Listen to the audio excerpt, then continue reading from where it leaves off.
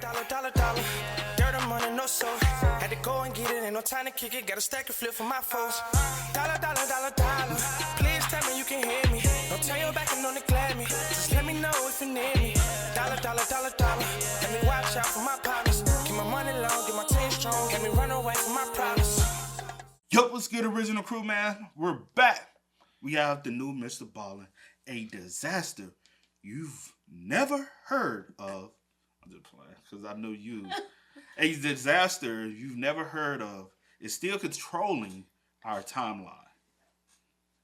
I only did that because, for one, you be trying to troll, and two, I don't be trolling. the internet be trying to troll.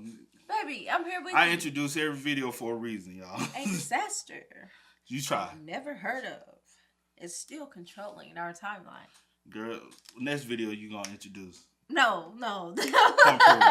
Point proven right there. You. I was with you. Point proven right there. You do it best. Just point proven right there, y'all. So don't be trying to come at me. I will come at. So with that being said, before we get into it, make sure y'all check out the links in the description box down below. You already know where to go if you want to first support. All you have to do is check out down below. Also, if you enjoyed today's visuals, like it with a thumbs up. But let's go. Let's hop into it today. Let's check it out. Let's see what's about. You ready? I'm ready. Let's check it out, y'all.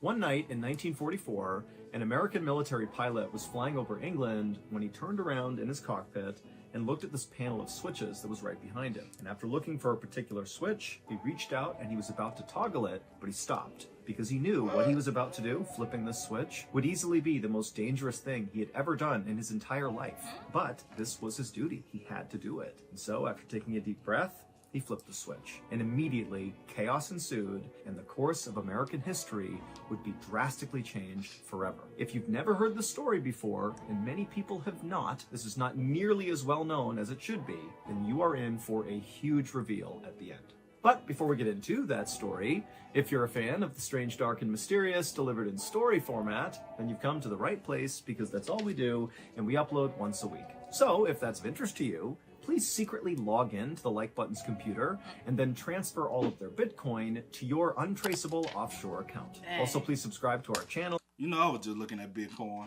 the other day. I said, damn, bro, just imagine if I had got into Bitcoin back in the day. Because I thought about it. I was like, but I said Bitcoin, but I'm surprised. Like, hey, shout out to y'all who invested. Y'all doing the damn thing. You know what I'm saying? Just I hope y'all, you know what I'm saying? I hope it continue to go up for y'all. Yeah. I don't want it to plummet, you know? Transfer all of their Bitcoin to your untraceable offshore account. Also, please subscribe to our channel and turn on all notifications so you don't miss any of our weekly uploads. Okay, let's get into today's story.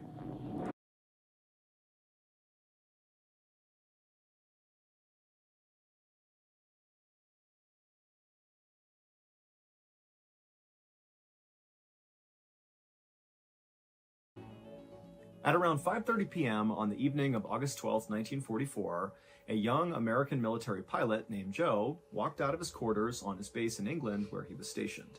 And as soon as he was outside, he lit a cigarette to calm his nerves, and as he smoked the cigarette, he began walking towards the huge hangar on the other side of the base where his plane was waiting for him.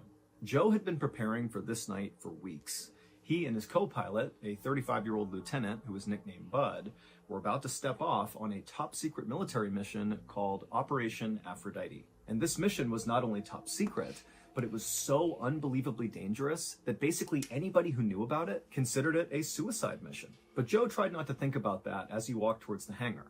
Instead, he tried to think about the reason he was here in the first place, the reason he had joined the military, and that was to defeat the Nazis. And what he and his co-pilot were about to do, Operation Aphrodite, was going to play a huge role in defeating the Nazis. So this was about 5 years into World War II, and at this point, the Nazis were actually losing. However, it was making them more dangerous, not less, because they were becoming very, very desperate. And so they were launching all these outrageous attacks, basically because they had nothing to lose. And one horrible thing the Nazis were doing at this time were dropping these things called vengeance weapons. Hitler called them vengeance weapons. They were basically these huge bombs that the Nazis would drop arbitrarily across the United Kingdom on major population centers. And by this point in the war, these vengeance weapons had killed over 5,000 civilians. And at this exact moment, like this night, as Joe was walking towards the hangar, the Nazis had a stash of vengeance weapons aimed directly at London. That was going to be their next target. And so the mission that Joe and his co-pilot Bud were going on, Operation Aphrodite, was going to be to go out and destroy those vengeance weapons to save London. And as nervous as Joe was about this mission, and he was really nervous, he was also very excited. He actually had volunteered for this mission when many other pilots had done everything they could to stay away from this mission. And on top of that, Joe actually had flown enough missions by this point in the war that he didn't need to fly anymore. He could just go home. But instead, he volunteered for this mission. And a reason why Joe might have decided to do that has a lot to do with the family he was raised in. So Joe came from a family that was very successful and accomplished, and his father really pushed Joe and his younger brother to be the very best at whatever they were doing and to be very competitive with each other. And so while Joe and his younger brother did love each other, they also had a pretty intense rivalry. And for a while, Joe's father obviously favored Joe. I mean, Joe was the favorite child, and, his father would always say, Joe's going to be the president someday. He's so talented. But after the attack on Pearl Harbor that brought the United States into World War II, both Joe and his younger brother joined the military, and pretty early on in the war, Joe's younger brother got an award for heroism. He had basically saved his platoon of men, and he won all these awards, and he was all over the news. And pretty quickly after that, Joe felt like he fell out of favor with his dad, that his dad kind of looked at the younger brother as being the favorite child now. And so Joe really started to feel insecure and wanted to prove himself really to his dad. And so when Operation Aphrodite came up, Joe volunteered for it really because he wanted to be a hero. He wanted to show his dad that he too could do something huge and change the course of history. And he would change the course of history, but not in the way he expected. And so Joe continued to smoke a cigarette and hustled across the base towards the hangar. And as he did, he found himself kind of speeding up, like he just wanted to get over there and get started. Joe's commanders had given him a special code he would call out over the radio if this mission was successful. It was spade flush. That's what he'd say over the radio. And so as Joe hustled towards the hangar, he imagined how incredible it was going to be to yell out spade flush over the radio. I mean, it was only like 30 minutes away from that moment. This was a short mission. And so finally, Joe reached the hangar and he looked up to the sky one more time to make sure the weather looked solid, because actually they had tried to launch Operation Aphrodite a couple of days earlier, but it had been canceled because of fog. But Joe looked around and the weather looked good, and so he knew it was going to be a go. So he flipped his cigarette butt and stepped into the hangar. Inside this hangar was this massive, big open space. And in the center of the hangar on the floor was this huge plane called a B-24 Liberator. This was, of course, Joe's plane for the night. And so Joe immediately began walking towards the plane to check it out. Now, this particular type of plane was the type of plane Joe had been flying for the past 3 years. I mean, he'd flown many combat missions in this type of aircraft, so he was very familiar with it. But this particular B-24 was unlike any of the other B-24s Joe had ever flown. In fact, this aircraft was so unique, it was unlike any aircraft that any pilot in the American military had ever flown. I mean, this was really a one of one. And so as Joe walked around the outside of this plane, he began to notice some of these unique modifications that the mechanics had made to this aircraft. The most noticeable modification was actually the cockpit. Now, normally the cockpit had all these windows basically all around it, so the pilot could look in any direction and see what was going on, but obviously they needed to be protected from the elements. But this B-24 had all the glass removed except for one pane of glass, basically right in front of where Joe would be staring, just like a single windshield. And so it's almost like it was a convertible aircraft where it was all open air in the cockpit. And the reason for this change is because Joe and his co-pilot, during the course of this top secret mission, Operation Aphrodite, they would have to jump out and parachute to the ground. And so by having this all open, it would allow them to do that much easier. And then another big modification to the B-24 is the guns that were normally located on the outside of the aircraft were gone, and they were replaced by broomsticks painted black to look like guns at a distance. But the visible changes to this particular B-24 were nothing compared to the massive changes that were hidden inside this aircraft. Because the top secret part of Operation Aphrodite was really this particular plane. The plane was not really a plane. It was more like a huge flying bomb. The military's mechanics basically hollowed out the entirety of this plane, removed everything inside of it that was not absolutely vital, and they replaced it with explosives. That is crazy, bro. I ain't gonna hold you. I kind of figured though, cause I was like, if they ain't equipped with the like guns and and all the modifications, I'm like, and y'all are planning. Y'all have y'all to must jump out of it. Drop this plane. Yeah, and then once it, cause you need a quick escape. Quick escape is literally jumping out, cause you can't even go back in because I was like typically you go in, you open the door, hatch and jump. But no, they need. Damn. That's crazy. Everything inside of it that was not absolutely vital, and they replaced it with explosives. 10 tons of explosives. Like, this is an unbelievable amount of explosives. A few minutes later, at around 5:55 p.m., Joe and his co-pilot Bud, who by this point had come into the hangar, finished doing their exterior inspection of the aircraft, and then they climbed into the cockpit, with Joe taking a seat in the pilot's seat and Bud sitting in the co-pilot's seat. And even though the evening was cool, both men were visibly sweating. Once the pilots got the go-ahead to begin the mission, Joe fired the first engine and then turned to look at the ground crew all around them, and he noticed all of them looked really, really serious. I mean, they obviously knew how intensely dangerous this mission really was, and the fact was, the pilots might not make it home, and so they're looking up at these guys like, I'm sorry you have to do this. But Joe, he looked out at these people and he sensed that was going on, and so he made a big show to wave and smile at them, to show confidence, like he knew what he was going to do. He's going to be fine. But in reality, Joe really was terrified.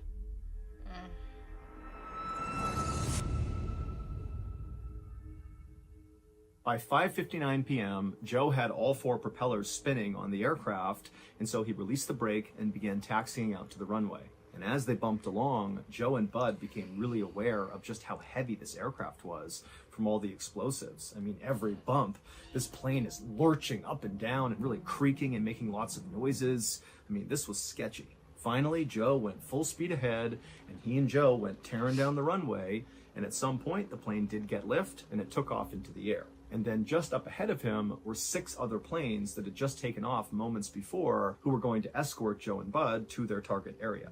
Once Joe got the plane to its cruising altitude, he and Bud kind of relaxed for a second and began preparing themselves for what was going to happen next. They had about 15 minutes of just kind of casual flying before the real work of this mission began.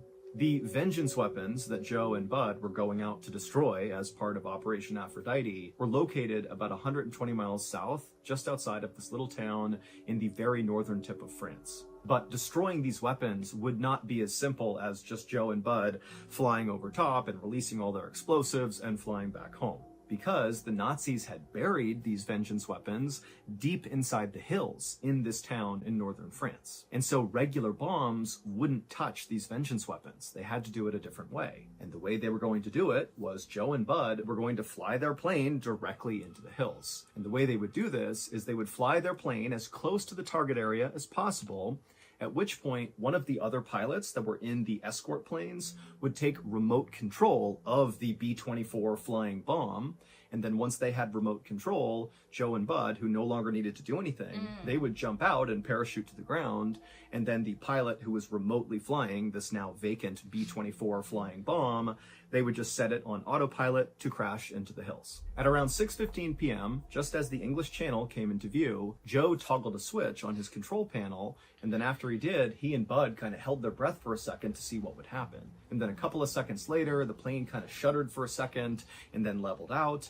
And then a call came over the radio from one of the pilots who were in the escort planes telling Joe and Bud that they had just successfully taken remote control of the B-24. So at this point, Joe and Bud are no longer flying the aircraft. They're just sitting inside of this flying bomb. Now, the biggest thing for me, though, thinking about it is, all right, once y'all escape, how the hell do y'all get off the territory? All right. This, from the beginning, seems like a suicide mission. You know what I'm saying? Like, how do we escape? Because we're going into enemy territory, trying to crash a plane. By the time we jump out, do they shoot us out the air? Like, what happens? As soon as we hit the ground, like, that's the reason someone why. there to come and like rescue That's the reason why us? I guess what's happening? I guess that's the reason why he said, if you're gonna do this mission, you already knew, like, more than likely we won't make it out. Yeah. Sadly. point, Joe and Bud are no longer flying the aircraft. They're just sitting inside of this flying bomb. Now, there were only two things left for Joe and Bud to do before they could bail out to safety. They would need to arm the plane, so basically arm the explosives and make them ready to detonate. And then after that was done, they would need to call out over the radio, spade flush, the code Joe was given, which would signal to everybody else that the plane was ready and Joe and Bud were jumping out.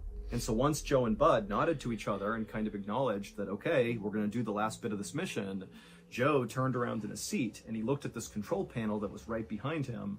And on this panel was the arming switch. And so once Joe flipped this, he and Bud would have a very short window of time to safely escape the aircraft. And so it was kind of like, flip it, make the radio call, and get the heck out of there. But Joe and Bud had trained for this moment over and over and over again, so they were ready.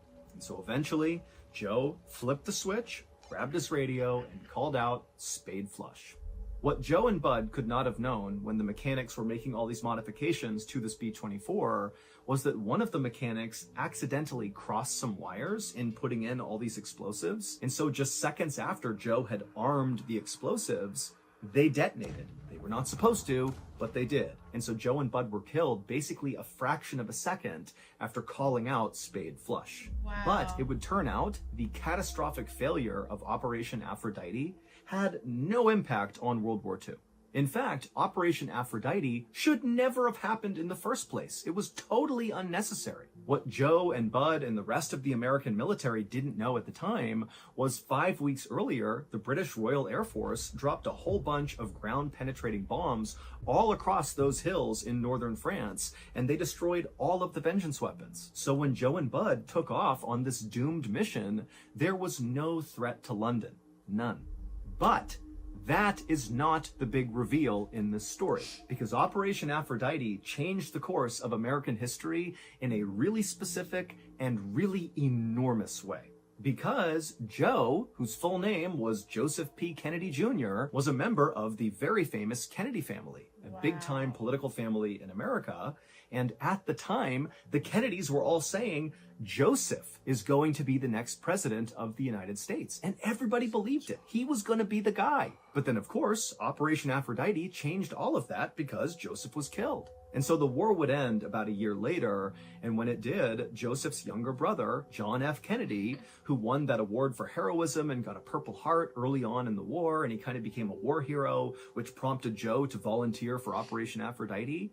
Yeah, John would begin his unbelievable political rise. And by 1960, John F. Kennedy, JFK, would become the 35th president of the United States, even though he wasn't supposed to. He was the second choice. It should have been Joe. Wow. As I mentioned earlier, I am now going to go live on YouTube. So, hold on. Could we all say That's crazy. something? I don't know if you thinking What? about it. Some of y'all might be thinking conspiracy. Could have been a conspiracy because, like he said, that mission should have never happened. Did y'all know that Joe had already volunteered for it? Was it a conspiracy to take him out? Because y'all knew the plan for the Kennedys were to push him to become president. And y'all was like, well, we don't want to push him. Not because they planned on him going to become president, not John. So now, since Joe was killed, well, we got to push John. But then you see John was taken out as well. Mm-hmm. So who knows? Is it possible that the plan was to honestly kill Joe in this because it was no point? I wasn't thinking it. I was just like mind blown. But Can you see where I'm going with it though? I mean, is it a possibility the plan was never to really? But I guess the technically thing bomb? would be like, why? It was a political thing. It's a lot of stuff happened. Honestly, a lot of conspiracies are based on politics, control, power type shit. So if we're going in, like, if you think about it, right, they know the Kennedys are going to want to push Joe. Joe is the the older son. Whatever's going on with the Kennedys at the time. Yeah. You got to think about stuff like that. Stuff, and then all of that, yeah. all of that, and the power that the Kennedys had. They knew he was going to be the one that they were going to push. So we wanted the Kennedys not to have power. Let's possibly push I get what to you're get rid of Joe. They got rid of Joe. They weren't thinking that John was going to be the next one up. But anyway it go, they got rid of John. Because you're like, okay, you had one job. Like, this is what you do. And got rid of somehow... No, I'm talking about with the wires crossed. Oh, And yeah. somehow you... That wasn't an F up. That was the mission. The mission was to cross No, that's the what I'm wire. saying. You had one job, and somehow you just F up crossing simple wires. So however, I ain't gonna say simple, but wires. Yeah. Or whatever the case may be. But yeah. I mean, if that's where you want to go. I mean, I wasn't thinking that, but I was just kind of like, yeah. But, I mean... Because why not? Because why not? Yeah. Like, what? Like, you don't make a simple mistake like that. And my thing is also, how did y'all not know? Like, there was no type of like, oh, y'all got word that this mission already had took place. Like, you know everything else going on. You know that the mission happened already because they flew out of England. Yeah, they knew. Yeah, they knew. Wow. I'm dead ass. my thing is, I'm just thinking. I was like, when he said it, I was like, there's no way that y'all did not know that they had already, that y'all had already completed a mission. I mean, well, they had already completed the mission. Yeah. What was it? Weeks prior, days prior, whatever. Yeah, prior to y'all. Yeah. I would say 5 weeks prior. Yeah, something like that. Like, come on. It's a long enough time for y'all to know. Something. Somebody, the word to get back to somebody. That hey, they have already bombed these, so that's not even because that was a pointless mission. Yeah. Because for one, the bombs never went out the correct way. Then Buzz just casualty. He was just a simple casualty too, because somebody got to go up there as well. Yeah. You know what I'm saying? We just sorry, but you got to be the one. Yeah. Hey, shout out to all the conspiracy theory people that will be in the comments on this because that's a conspiracy. That, like, if you really want to do more research on it and kind of dive into it, but 9 times out of 10, it will be a cover-up of information where you won't get the correct information. Yeah. And 9 times out of 10, the majority of people that's involved in that situation are deceased now. Yeah. So the truth won't even be known unless it's a classified file somewhere in the Pentagon or somewhere that... possibly years later that will be discovered. Yeah. Just imagine all the secret. Come on now. Yeah, it's a lot. That just screams like a setup, and I wasn't expecting this, but yeah. I'm telling you, see, that's because when he kept saying it changed American history I'm like, what happened that I ain't heard of? Because then you get rid of John, and what was the like? I'll say this: our grandparents probably understand more the reason why, or so-called reason why of getting rid of John, like the so-called reason, but nobody knows the true reason. Y'all get rid of his brother, then y'all get rid of him as well. It's a reason why y'all, you never know. You never know, right? But hey, man, y'all spam us up. I think it's a conspiracy behind this one. I don't think that happens just to anybody. Yeah, that was just like a mistake. Yeah, like damn. Yeah. And then for them to detonate immediately as soon as you press the button. Yeah. No one triple check. No. It no was one, like, low key. It was rigged to go off as soon as he pushed that button to not allow them any error of escape. Because even if it was probably half of a second later, he probably still would have been able to jump. Still probably felt the explosion, but not. You know what I'm saying? So it was rigged to detonate as soon as he pushed the button. Then I had to push the button, not even jump. I had to then get on the thing and speak. Because why can't I speak first? No, why can't I speak first, push the button and jump? Either way it goes. True. I guess either way it goes, it was just like that. So by the time you get up and it was already be too late regardless, but it just makes more sense to do the call and then right out, before I jump off, and then as I'm jumping out, push the button and we go. I mean, that's just my logic. But it makes again, sense. I don't know. It's like the seconds. But to push the button, then a call out, is to make sure you're still grounded in your seat. Yeah, but I don't know. I guess they practice this stuff way. No. They did like little experiments. I don't know. I'm just trying to, be. Yeah.